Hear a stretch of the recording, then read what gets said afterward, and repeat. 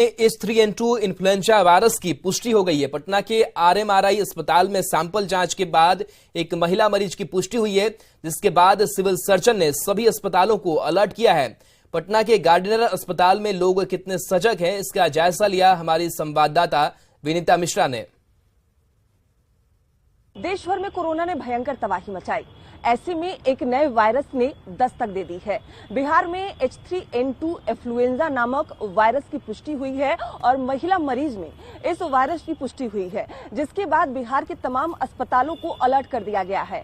Civil surgeon ने तमाम अस्पतालों को अलर्ट किया है। ऐसे में जो आम लोग हैं, जो डॉक्टर्स हैं, वो इस वायरस के बारे में कितनी जानकारी रखते हैं, क्योंकि जब कोरोना ने दस्तक दी थी, बहुत लोगों को कोरोना के बारे में जानकारी नहीं थी। ऐसे में इस नए वायरस के बारे में लोगों को कितनी जानकारी है, क्योंकि जो नया वायरस है ये सीधे लंग्स को अटैक करता है, यानी आपको गले की खराश, सांस लेने में परेशानी होगी, आपको जुकाम होगा, फीवर होगा और तमाम ऐसी बीमारियों को ये वायरस जन्म दे रही है। ये तमाम जो लोग हैं जो हॉस्पिटल आते हैं किसी ना किसी काम से, किसी अपने के इलाज के लिए, खुद के इलाज के लिए, इन्हें इस वायरस के बारे में कितनी जानकारी हम इन्हीं से जानते हैं। क्या नाम है? आरती कुमारी। आपको ये नए वायरस इन्फ्लुएंजा के बारे में कोई जानकारी है? नहीं। बिल्कुल। कुछ और लोग हैं। क्या नाम है आपका? निरंजन कुमार चौधरी। इन्फ्लुएंजा नया वायरस आया है, कोई जानकारी है आपको? सुने हैं लेकिन उतना ज्यादा जानकारी तो नहीं है मेरे को। क्या कुछ जानकारी मिली? क्या कुछ हो रहा है इससे थोड़ा सा महिला लोग को ज्यादा परेशानी होती है इस बीमारी से जी। और इससे ज्यादा जानकारी तो हम लोग को नहीं है जी। मैम, और किसी को पता होंगे तो बताएंगे। आपका नाम? मिस्टर गौतम कुमार। गौतम, पता है कौन सा ये वायरस आया है? क्या कुछ परेशानी हो रही है इससे?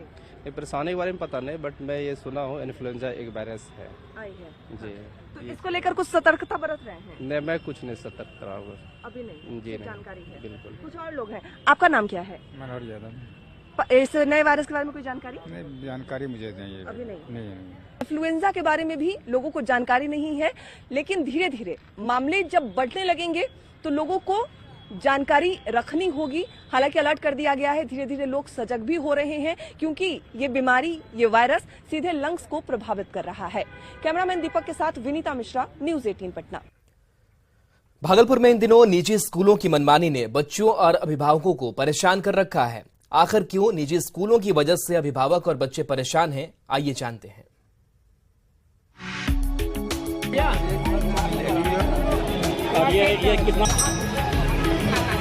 भागलपुर में किताब खरीदने के लिए दुकान के बाहर उमड़ी इस भीड़ को देखिए।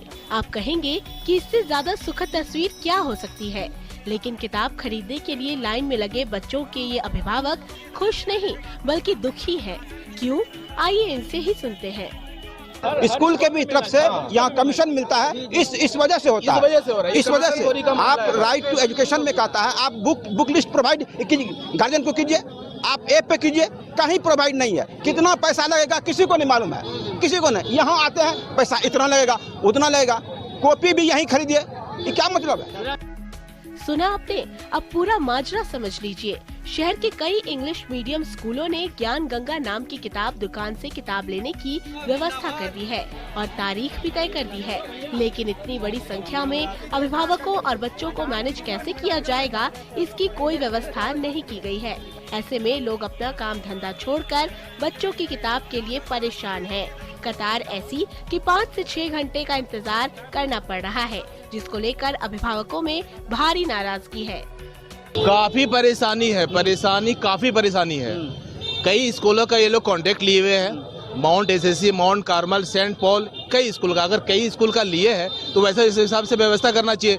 हर स्कूल में 1000-2000 बच्चे हैं, बच्चियां हैं, पेरेंट्स बच्चे को अपना काम छोड़ करके आ रहे हैं बुक लेने। एक लिमिट दिया है कि इतना तारीख तक लेना है, इसके बाद फिर बुक मिलेगा नहीं मिलेगा। सभी गार्जियन परेशान है। यहाँ आने के बाद जो मिस मैनेजमेंट है कि बच्चे लाइन में लगे हैं 2 घंटे से। लंबा लाइन लगा किताब लिए, किताब का अब क्या प्रत्येक पेज को देखना होगा, बीच का जो है 8 पेज गायब है और कोई सुनवाई नहीं हो रहा है। यहाँ पर 3 बार काउंटर तक गए हैं। एक किताब का 2 पेज ब्लैंक है, लाइन लग के जाते हैं, वहाँ से फिर बता के अभी कोई बात नहीं, थोड़ी देर में आइए। 3 बार गए हैं। बहुत दिक्कत है। ऐसे भीड़ में कोई तरह का व्यवस्था नहीं है। आरोप है कि कमीशन खोरी के चक्कर में कई स्कूलों ने एक ही दुकान को किताब और कॉपी का टेंडर दे दिया है, जिसकी वजह से किताब लेने के लिए लंबी कतार लग रही है और बच्चों के साथ साथ उनके अभिभावक भी परेशान हो रहे हैं। न्यूज 18 के लिए भागलपुर से आशीष रंजन की रिपोर्ट।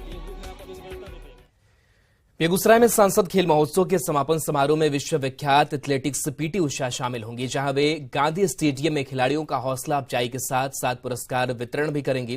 बेगूसराय पहुंचते ही पीटी उषा का स्वागत किया गया। सबसे पहले पीटी उषा गंगा के पवित्र स्थल सिमरिया धाम पहुंचे। उसके बाद 0 माइल स्थित राष्ट्रकवि रामधारी सिंह दिनकर की प्रतिमा पर माल्यार्पण किया।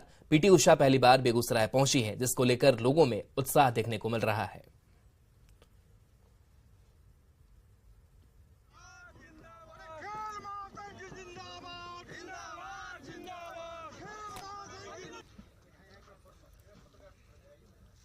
तो कहा जाता था कि राजेंद्र बाबू आए, दिनकर जी यहाँ के थे ही, और उसके बाद एक कॉमा लगता रहा, लंबे समय तक कॉमा लगता रहा। अब पीटी उषा जी के आने के बाद एक नया अध्याय शुरू होता है। बेगूसराय की जो संस्कृति, जो साहित्य, जो कला के क्षेत्र में, खेल के क्षेत्र में योगदान है, इसको उभारने के लिए ये आवश्यक है कि बेगूसराय को राजनीति से परे जाकर उन ताकतों से, उन तख्तों से, उन प्रवृत्ति से जोड़ा जाए जो सॉफ्ट पावर के प्रतीक होते हैं।